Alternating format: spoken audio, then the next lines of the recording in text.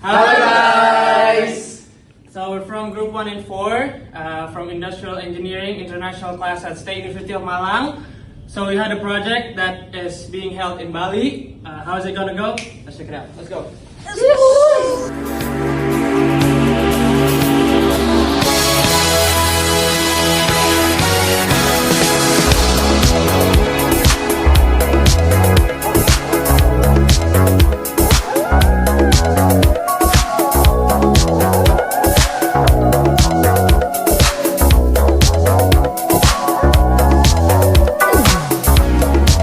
It's close to midnight.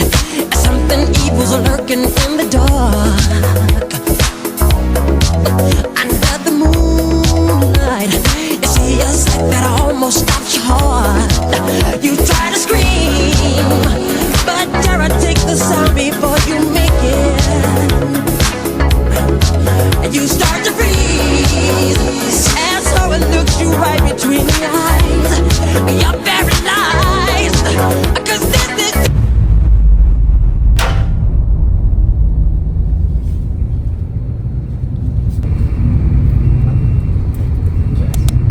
Good morning everyone.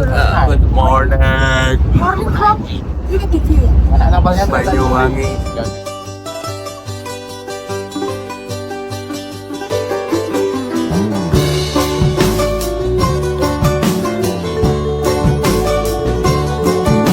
Kita udah tiba di B-A-L-I.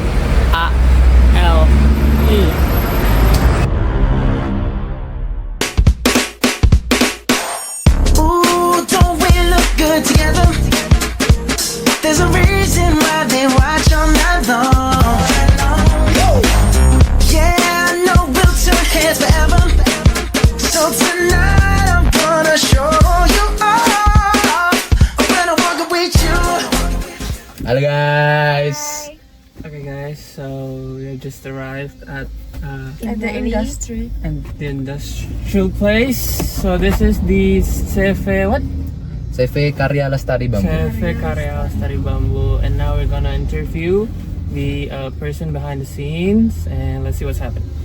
I'm gonna walk with you. I watch the whole room change. Baby, that's what you do. No, my baby don't play. Blaming on my confidence. I'm blaming on your measurements. Shut the shit down on sight. That's right. Now we are going to look how the bamboo are made and they are processing. So tanpa berlama-lama, mari kita saksikan. Let's go.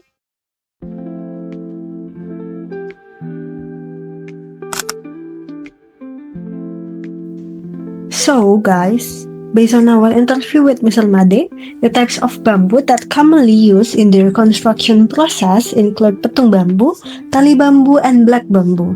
Petung bambu is the primary material due to its large diameter, thick walls, and high strength, making it ideal for main structural process such as house, pillar, bale structures, and villas. Meanwhile, tali bamboo, available in round, half-round, flattened, and split forms, is smaller, more flexible, and easy to shape, making it suitable for roofing elements, structural connectors, and decorative weaving. The bamboo is sourced from various regions. Most come from Tabanan, Bangli, and Payangan, while workshop in Belah Batu also uses local bamboo since the area is known as Bamboo Craft Center. When supply in Bali decreases, bamboo is imported from Java, such as from Malang. These bamboo types are chosen for their strength, durability, aesthetic value, and flexibility, which allow the creation of organic architectural forms. So let's talk about bamboo treatment process. The process of treating bamboo is a technically undertaking, care for the structure to ensure the material achieve maximum strength, durability, and resistance against common threats such as termite and fungi. So let's start with foundational cleaning and preparation. The first one, initial washing. The bamboo is first cleaned by washing to remove all dirt, soil, and residual outer skin. Next, drying. After washing, the bamboo is sun-dried to reduce its moisture content. This drying step is crucial to prevent future cracking and the development of mold or fungi. So for the next step is the key to ensuring the success of treatment, bamboo perforation. The inner section of the bamboo are perforated, poked with holes. The objective is to allow the preservation fluid to fully enter the inner chambers during the soaking process. This ensures that the entire surface, both exterior and interior, is uniformly exposed to the preservative ingredients. So, for the next step is the most critical stage where the bamboo resistance is built, soaking, or we call it preservation. The bamboo is submerged in a tank containing water mixed with bakelin and borax and soaked for a full 24 hours in water maintained at temperature of 70 degrees Celsius.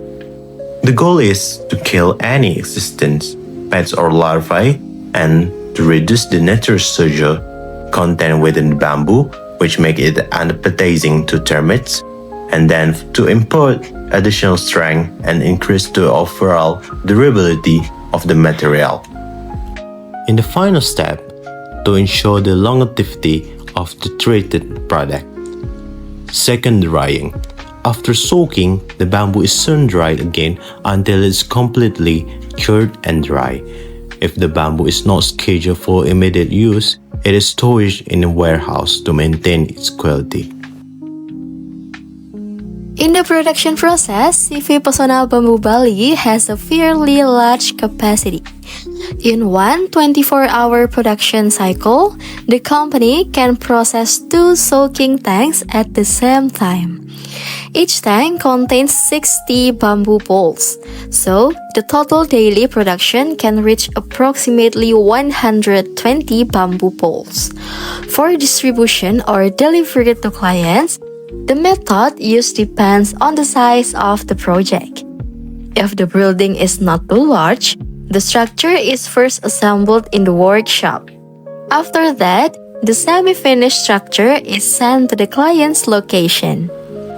For larger buildings, the bamboo is delivered as raw material, and the assembly process is carried out directly at the project site.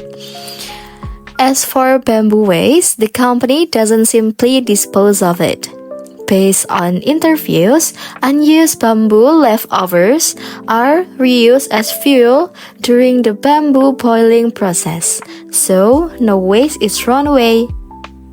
This also shows that the production process is environmentally friendly.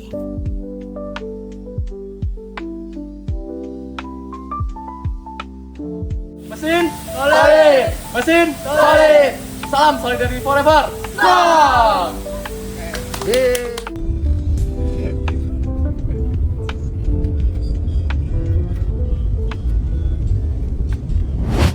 So today we are in Asali Bali. We are day 2 our observation in Bali. So how is it going? Let's check it out.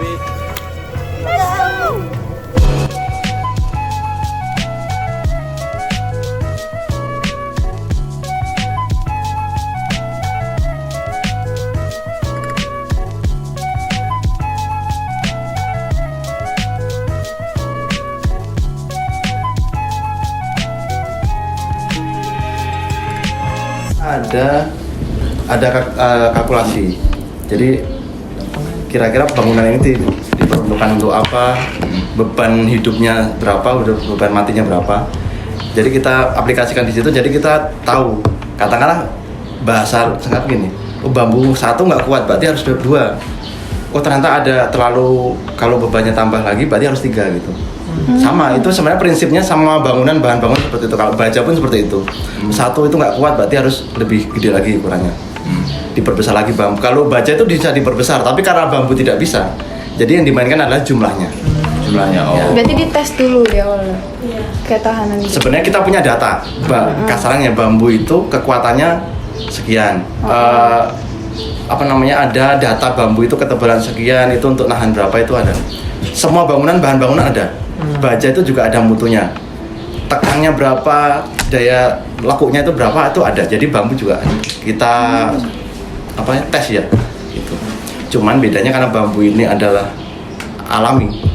Jadi mungkin bambu A, B, C itu hasilnya beda, tapi kita ambil rata-rata. Kira-kira sekian. Ya, pertama-tama kan karena kami udah ngelihat katalog yang dikirim, Anda sangat jelas tuh menggarisbawahi kalau pentingnya pedestal untuk melindungi kolom bambu dari kelembapan kapiler dan paparan langsung. Nah, baik itu menggunakan beton, batu sungai, atau penjangkaran baja stopping out. Bisakah Anda jelaskan filosofi ketahanan durabilitas di balik desain pedestal Anda dan bagaimana teknik ini menjadi garis pertahanan pertama bagi bangunan bambu? Itu berkaitan dengan sifat alami bambu. Bambu ataupun kayu itu kalau kena air itu pasti lama-lama akan busuk ya. Iya. Jadi bagaimana kita caranya supaya meminimalisir bambu ini tidak langsung terkena air. Jadi kita harus tahankan dia ada level di atas finish lantai untuk mengurangi risiko kena air itu. Katakanlah simpel aja ya, misalnya kena air hujan mungkin sampai 5 cm itu dia masih aman karena dia masih di atas. Tapi kalau dia di bawah ya lama-lama dia akan lama-lama busuk. Contoh sederhana adalah pintu kamar mandi. Kita ngomongin bahan kayu ya. Kamar mandi itu lama-lama di bawah akan busuk dia. Dari dalam kan tiba-tiba kan kroposnya itu sama dengan bambu. Kayu aja kan seperti itu, yang kayu itu kan solid. Kalau bambu kan nggak solid, tengahnya bolong kan. Nah itu pasti lebih cepat untuk busuk ya. Jadi prinsipnya seperti itu. Nah itu sederhana itu. Seperti itu. Videonya menarik sih. Tapi Mika, kayaknya aku masih bingung deh, apa sih bedanya jenis-jenis bambu yang disebut di video sama yang biasanya tuh? Kayaknya nggak sih, bambu di mana-mana sama aja nggak sih? Beda nggak sih Mika? Dari video yang aku tangkep, kayaknya beda deh. Ini bambu petung tuh dia pakai buat pondasi bangunan, terus kenapa nggak pakai bambu tali? Nah itu nggak tahu. Menurut kamu gimana? Ini deh bambunya biar gue jelasin. Jadi bambu petung itu sendiri dia kenapa jadi bahan pondasi bangunan? Lihat dari diameter kedalamannya. Beda Itu ya? kan beda. Kenapa ini jadi pondasi? Karena dia lebih tebal. Dan ini sendiri digunakan untuk atap pada bangunan. Kemudian kalian ada yang merasa aneh lagi gak? Teksturnya beda nggak sih? Ya, Oh, dari iya. petungan sama tali itu sendiri itu teksturnya beda. Karena tali itu sendiri dia lebih lembut kalau dipegang. Sedangkan untuk petung itu agak lebih kasar. Oh iya, ini teksturnya lebih kasar sih Iya yang aku sih. pegang. Ini juga lebih lembut. Terus ada ini udah mencolok banget nih, apalagi Oh iya, warnanya beda itu ada pengaruh nggak sih? dari situ sendiri nggak ada pengaruh sebenarnya. Sebenarnya ini jenisnya ini sama ini tuh sama jenisnya. Cuman yang membedakan hitam sama yang kulit ini, hitam sendiri itu jarang ditemuin dan juga harganya mahal. Biasanya ini untuk kebutuhan estetik saja. Dan ini biasanya digunain untuk umum. Jadi itu aja sih. Oh gitu ya. Tuh kan Mika, ternyata jenis-jenis bambu tuh beda-beda, penggunaannya juga beda, karakteristiknya juga beda. Aku pikir sama aja awalnya.